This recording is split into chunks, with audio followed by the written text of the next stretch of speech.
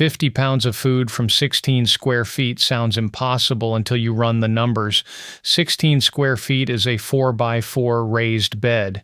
That is smaller than a dining table.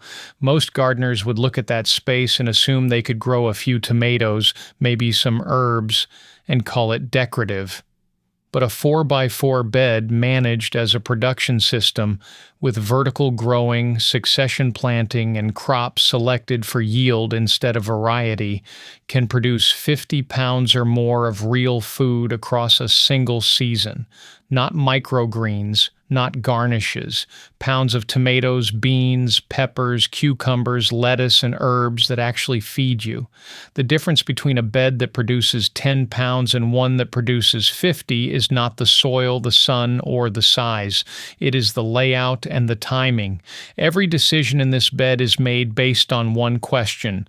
Does this crop earn its space? If it does not produce enough food per square foot to justify the real estate, it does not get planted. In this video, I'm going to show you the exact layout, crop selection, spacing, and harvest schedule that hits 50 pounds from 16 square feet. Every number is based on realistic home garden yields, not commercial maximums. Stay to the end because the last section reveals the one timing trick that adds an extra 10 to 15 pounds without changing the layout at all. Here is the layout. Divide the 4x4 bed into 3 zones: back row, middle row, and front row, just like the system we use in the 4x8 beds scaled down. The back row is your vertical production zone. This is where the heaviest yields come from. Plant 2 indeterminate tomatoes, each in its own 2-foot section, staked or caged and trained upright. At 30-inch spacing in a 4-foot row, 2 plants fit comfortably with enough airflow to prevent disease. A single well-managed indeterminate tomato produces 15 to 25 pounds of fruit over a season. 2 plants produce 30 to 50 pounds from the back row alone. That is already most of your 50-pound target from just the back 4 square feet. Between the 2 tomatoes, tuck 2 basil plants. Basil fills the lower canopy gap, disrupts pest scent trails, and produces harvestable leaves all season from space that would otherwise be empty. The middle row is your continuous production zone. Plant 2 pepper plants, one on each side, spaced about 18 inches apart. Each pepper produces 8 to 15 fruits depending on variety, which translates to roughly 1 to 3 pounds per plant. Between the peppers, plant a compact herb like parsley or cilantro that produces continuous cut-and-come-again harvests. This row adds roughly 3 to 6 pounds of peppers, plus a steady supply of herbs from 4 square feet that requires almost no maintenance once established. The front row is your fast rotation zone, and this is where the system gets its edge. This 4 square foot strip cycles through 3 waves of production across the season instead of growing one crop and stopping.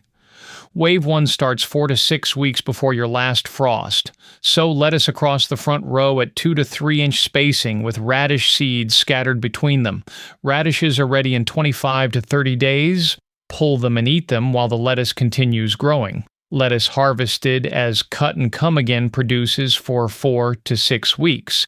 Between the radish harvest and the lettuce harvest, this front row produces roughly 2 to 3 pounds of food before the back row tomatoes have even set their first fruit. Wave 2 begins the moment the spring lettuce bolts. Pull everything from the front row the same day. Add a thin half-inch layer of compost to refresh the soil. Direct sow bush beans across the entire front row at 4-inch spacing. Bush beans produce in 50 to 60 days and yield about 2 to 3 pounds from 4 square feet. They also fix nitrogen into the soil while they grow, which feeds the tomatoes and peppers behind them for free. Wave 3 begins when the bush beans finish in late summer. Pull the spent plants, add another thin layer of compost, and sow a final round of fall lettuce, spinach, or arugula 6 to 8 weeks before your first expected frost. This round produces another 1 to 2 pounds of greens as temperatures cool and the back row tomatoes are wrapping up their final harvests. That single 4 square foot front row has now produced 3 separate harvests, roughly 5 to 8 pounds of food from space that most gardeners use for one planting and then leave empty. Now let us add it all up. Back row. 2 indeterminate tomatoes producing a combined 30 to 50 pounds, 2 basil plants producing continuous herbs all season, roughly half a pound to 1 pound by weight, but the real value is daily fresh basil you would otherwise buy. Middle row, 2 pepper plants producing a combined 2 to 6 pounds, herbs producing continuous harvests all season. Front row, 3 waves producing a combined 5 to 8 pounds. Conservative total across the entire bed. 40 to 60 pounds of food from 16 square feet in one season. Even at the low end of every estimate, you are well above 40 pounds.